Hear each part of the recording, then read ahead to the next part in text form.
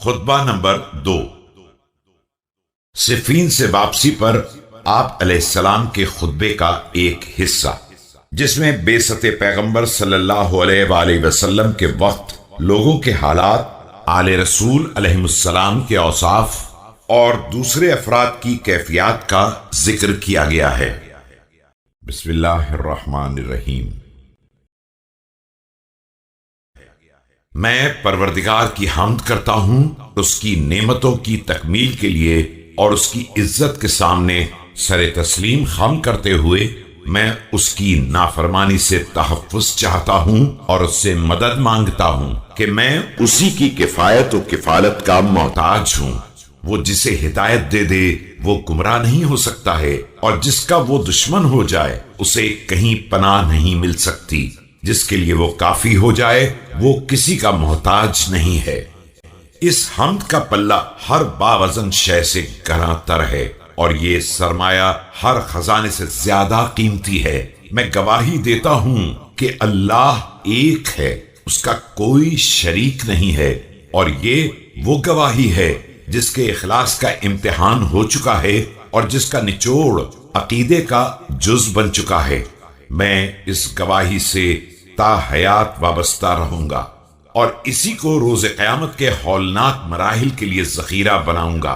یہی ایمان کی مستحکم بنیاد ہے، اور یہی نیکیوں کا آغاز ہے، اور اسی میں رحمان کی مرضی اور شیطان کی تباہی کا راز مضمر ہے۔ اور میں گواہی دیتا ہوں کہ محمد صلی اللہ علیہ وآلہ وسلم اللہ کے بندے اور اس کے رسول ہیں۔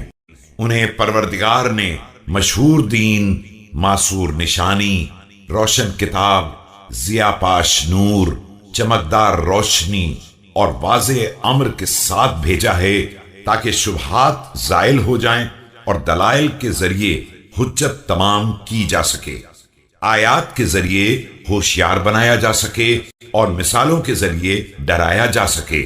یہ بعثت اس وقت ہوئی ہے جب لوگ ایسے فتنوں میں مبتلا تھے جن سے ریسمان دین ٹوٹ چکی تھی، یقین کے ستون ہل گئے تھے، اصول میں شدید اختلاف تھا اور امور میں سخت انتشار، مشکلات سے نکلنے کے راستے تنگ و تاریک ہو گئے تھے، ہدایت گمنام تھی اور گمراہی برسر عام، رحمان کی معصیت ہو رہی تھی اور شیطان کی نصرت، ایمان یکسر نظر انداز ہو گیا تھا، اس کے ستون گر گئے تھے اور آثار ناقابل شناخت ہو گئے تھے، راستے مٹ گئے تھے اور شاہراہیں بے نشان ہو گئی تھیں۔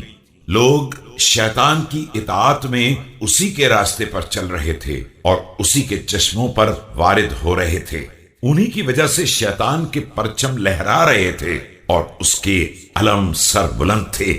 یہ لوگ ایسے فتنوں میں مبتلا تھے جنہوں نے انہیں پیروں تلے رون دیا تھا اور سموں سے کچل دیا تھا، اور خود اپنے پنجوں کے بل کھڑے ہو گئے تھے۔ یہ لوگ فتنوں میں حیران و سرگرداں اور جاہل و فریب خوردہ تھے۔ پروردگار نے انہیں اس گھر یعنی مکے میں بھیجا جو بہترین مکان تھا، لیکن بدترین ہمسائے، جن کی نیند بیداری تھی اور جن کا سرما آنسو، وہ سرزمین جہاں عالم کو لگام لگی ہوئی تھی اور جاہل محترم تھا۔ آل رسول اکرم علیہ السلام۔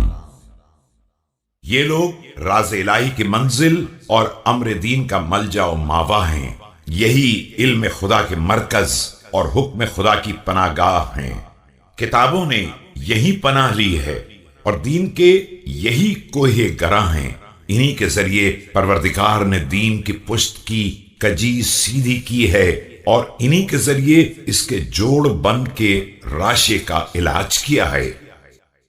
ایک دوسری قوم، ان لوگوں نے فجور کا بیج بویا ہے اور اسے غرور کے پانی سے سینچا ہے اور نتیجے میں ہلاکت کو کاٹا ہے۔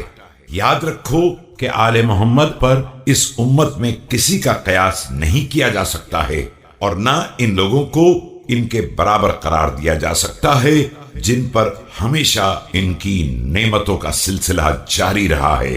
آل محمد دین کا ستون ہے، ان سے آگے بڑھ جانے والا پلٹ کر انہی کی طرف آتا ہے اور پیچھے رہ جانے والا بھی انہی سے آ کر ملتا ہے۔